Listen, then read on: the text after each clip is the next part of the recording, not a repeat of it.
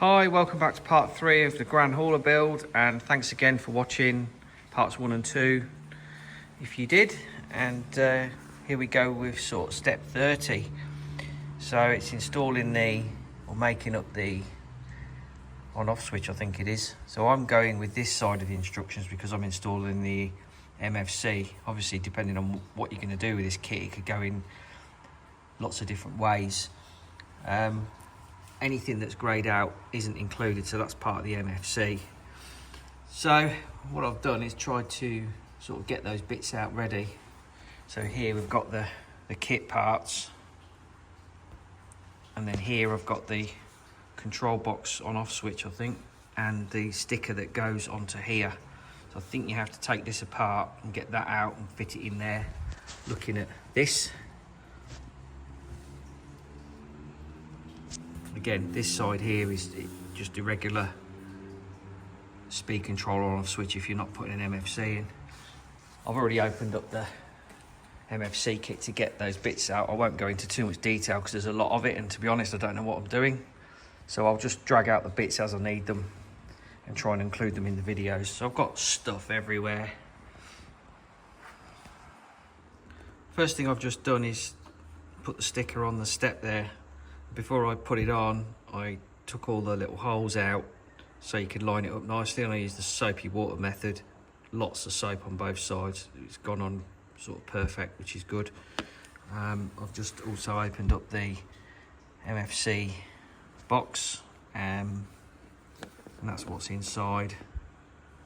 So you have to take these 4 screws out, and then I think there's some wires get attached to it, and then you screw that to the back of here and put it together.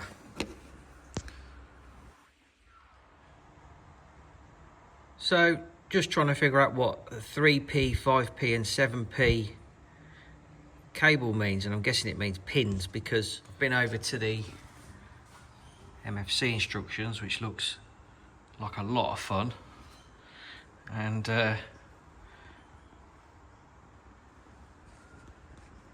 this is obviously the box here, right? So you need J11, J30 and J32. So over here 11 is a 7p harness, it must be 7 pin, and then the same for 30 there, 5 and a 3. So here's all the wires. Look at this lot. Now most of them have got LEDs on. They're all lights and stuff. And I found these 3 here, which are 3 pin, a 5 pin and a 7 pin. So that's obviously what's got to be connected into that there.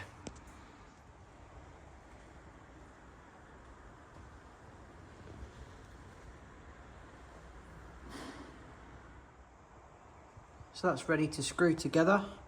Wires are connected, reattached to that chrome plate, and I've also installed the little double-sided sticky pads ready to attach to that. So there's step A put together with the MFC control panel in there. In the instructions there's also these stickers so you can put them on the cables to identify them when you're connecting it all up. So I've put those on.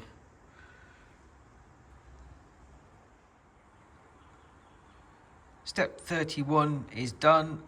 So the 2 side steps are attached to the chassis. So there's the one with the controls in. There's a little decal that has to go on it. The other side's just like a blank one. So I'll just flip this over. Looking from the underside, that's one of the steps, and there's the other step, which is just, like I say, a blank one. Now it doesn't really show you how to route the wires, but I've gone that way for now. Well, it's been about a week since I finished step 31 and made a complete mess of step 32, so I'll show you what went wrong. These chrome fuel tanks, you've got to screw them together and then glue the ends on and the little filler cap.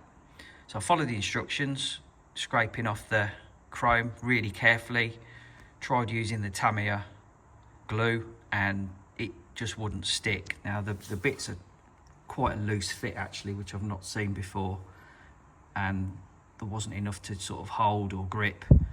So then I tried some of this stuff, which is must be a solvent based glue, and it went well up until sticking the fuel filler cap in, and it kind of fell out as I was moving it to dry. You might be able to just see those marks, but the solvent immediately took the chrome off, and then of course tried to wipe it, makes it 10 times worse.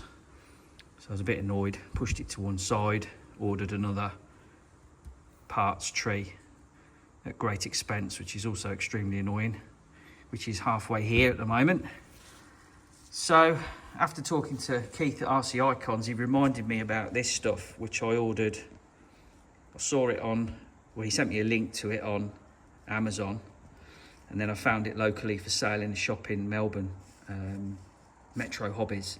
Anyway, that came today, and I tested it on this fuel filler cap, and it kind of works, but if you were to knock it, it would come off because it dries kind of rubbery. I'm sure it's great to use in certain applications, but for this I just don't think it's good enough because there's so much play in the parts.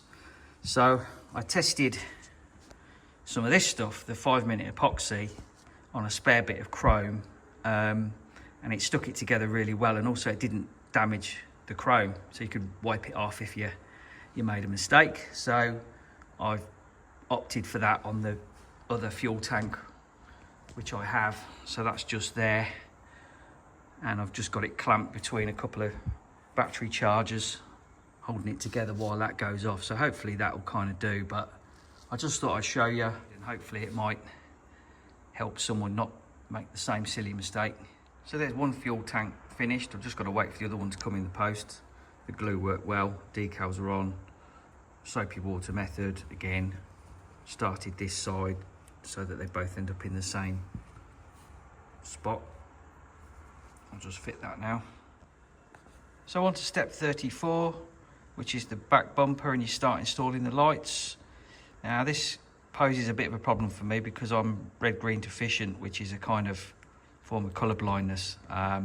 And obviously all these wires are colour coded, and you've got to figure out what goes where. The other thing is there's two different MFC kits. There's the 01, which is for these American trucks, and then there's the 03 kit, which is the European trucks, which probably does different sounds, different things. Anyway, you need, for example here, if it's the 01 kit, Q17, which is this little harness to hold it, and then you need J18 wire and light, one of them. If it was the MFC 03 kit, there are two bulbs, one either side.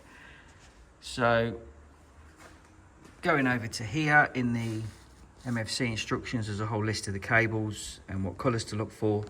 So I split them out into the two types, the 3mm and the 5mm. So I had two piles of those to break it down, and then with help from my very, very patient wife, we labelled them up. So for example, J18, which we were looking for, which is this back lamp, it's a 3mm white and grey. That was this one here. So it's got a single bulb, white and grey. And then J19, for another example, tail lamp, 5mm, red and black. And that's here. And there are two of them because there are two tail lamps. Although you need to follow these instructions from the MFC for sort of connecting it up and setting it up and working the transmitter, you need to follow the main instructions for installation and what to go where, because this is generic, like it's for different kits, different trucks, whereas this is obviously for the truck that we're building. So there are specific pages. So at the back here, there's the MFC lighting diagram, and that goes into detail there. So that light that I need, it tells you the one in the middle, J18 for an MFC 01, or two light bulbs, one either side, if you've got the 03 kit. I don't know why you'd use an 03 kit in this truck because it's the wrong one.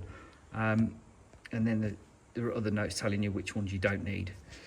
So I'll keep moving with this and see how we go. these are ready to go for steps 34 to 36.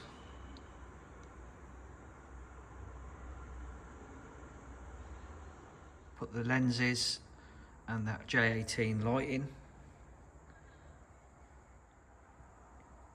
can probably just see the clear lenses in there as well. Continuing the rear bumper, and there's quite a bit of faffing around with this because you need to get the H5 parts off the tree for the rear fenders. Now luckily this is a pre-painted kit, so they're actually already black. Otherwise you've got to paint them TS29. Also there are decals to put on. There are holes to drill, sort of here. 4 1.5mm holes that you drill from the inside. You've got to put the decal number plates on here, double-sided tape cut to size to then stick them on. There's actually on the over here there's more decals, so I've kind of done those as well. So this is where I'm up to. I've also trimmed and put the little lenses in, making sure they're in the right place. I'll just flip it over. So they're already part pre-drilled. You've just got to gently take them all the way through, because on the back of these there's these little pins, little lugs that go in. So I've opted with the California number plates. There's 3 or 4 to choose from. Sorry for wobbling around. So they're ready to go with the double-sided on. Put the decal on there. These are the pre-painted parts, which this kit's matte black metallic with a satin clear coat over it, and it's really good paint job actually. Really impressed. So I'll get this together now. So there's the back bumper finished with the wiring installed. Looks a bit of a mess, to be honest. Hopefully we'll be able to tidy that up.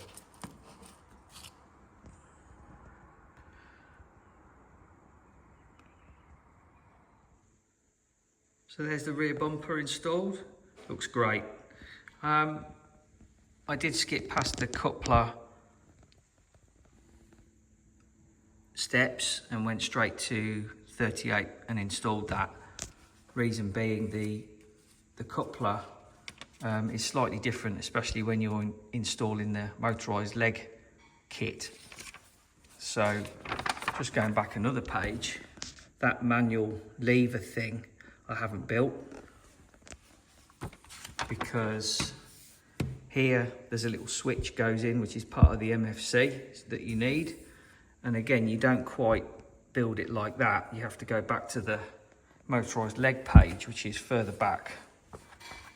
So over here there's another modification. So you take the little ball end off and you install those greyed out parts that are in the motorised leg kit. There's a different sort of bracket there, and then you put that together along with the additional servo, and you pretty much build it like that and put it in that position. You also install the mud flaps instead of the fenders. I've also been to the hardware store today and found some braided self-closing wrap, and I've used that to hide these cables best I can, keep them tidy. The kit does come with like a plastic tube or 3 bits of tube that come to wrap around, but there isn't enough of it and it didn't look tidy enough for me.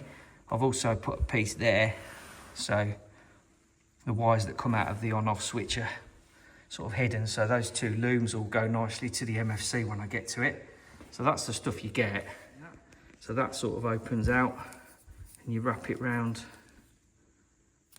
the cable, and there's 3 of those. I did try it, it's okay if you know, it would work, but I think this stuff works a lot better. And that was the pack I bought in Bunnings today. I'll end this video here. The next one will be getting the coupler installed along with the control servo and getting the MFC fully installed. So thanks again for watching. Please leave me a like, maybe a comment, subscribe if you fancy, and I'll see you on the next one.